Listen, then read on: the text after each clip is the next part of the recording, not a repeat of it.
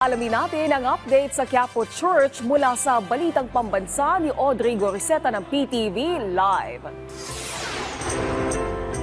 Naomi Viva Jesus Nazareno, patuloy nga ang pagdagsa ng ating mga kababayang deboto dito sa Quiapo Church, kung saan kaninang alas 12 ng madaling araw nagsimula ang misa at tuloy-tuloy na ito kada oras. Sa punto pong ito, para pag-usapan ang seguridad na ipinatutupad ngayon dito sa paligid ng Quiapo Church, makakapanayan po natin si Manila Police District o MPD Director Colonel Arnold Tomas Ibay. Colonel, magandang araw po sa inyo.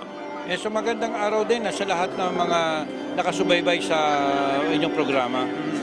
Well, Director, upang masiguro po yung kaligtasan ng lahat ng mga magtutungo dito para sa tradisyong ito, ano po ang inyong ginawang preparasyon para dito? Noong isang taon pa tayo naghahanda rito at hindi lang naman kapulisan ang may effort dito, kundi tulong-tulong ang lahat ng ahensya ng gobyerno.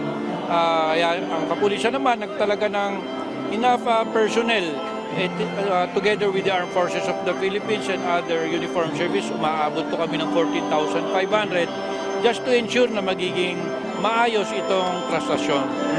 Well, sir, sabi mo, kulang-kulang 14,000 PNP personnel. Meron din po bang mga nakasibilyan na PNP na sumasama sa dami ng mga tao upang masiguro na walang mananamantala? Yung 14,500 na yon ay hindi lang Philippine National Police, kundi kasama rin po yung Armed Forces, Philippine Coast Guard, yung pong Bureau of Fire Protection, BJMP. At yung tanong mo tungkol po dun sa hindi naka-uniforme, unang-una po, meron po tayo mga pulis na mga ihos na nakasampa rin po sa andas para magpatatili ng kaayusan at nakikiusap sa mga kapwa nila deboto na wag na itong sampahan at wag na rin salubungin para mas lalong maging maayos yung andar ng ating prosesyon. Well, Director, meron din po bang pinatutupad na signal interruption sa mga oras na ito? Yan po ay hiniling natin, request natin, and titingnan natin anytime today baka magkaroon, and we're just monitoring kung sakaling meron po ito. Kaya kung sakali man meron pa rin papunta rito, pinapaalalahanan namin na baka magkaroon ng signal interruption at hindi magamit ang ating mga cellphone, kaya atin pong i-safety ito. Paalala rin na huwag na sanang magdala ng malaking halaga ng pera o mga alahas dahil hindi naman natin kailangan ito. At huwag na pong magdala ng malaking gamit o bag kasi dadaan po tayo sa X-ray machines dito na magpapabagal ng ating movement. Well, Director, maaga pa naman po, pero so far, may mga na-report na po bang mga untoward incidents?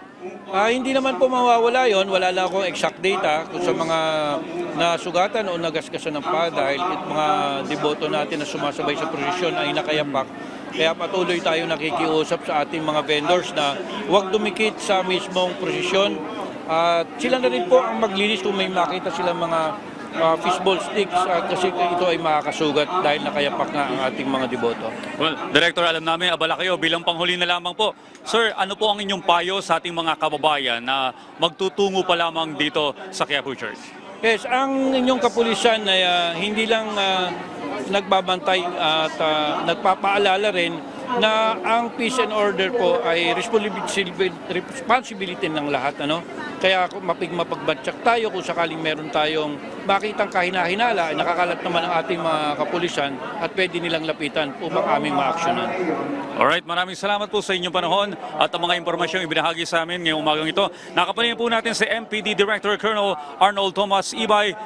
Balik muna sa iyo, Naomi. Maraming salamat, Audrey Goriseta ng PTV.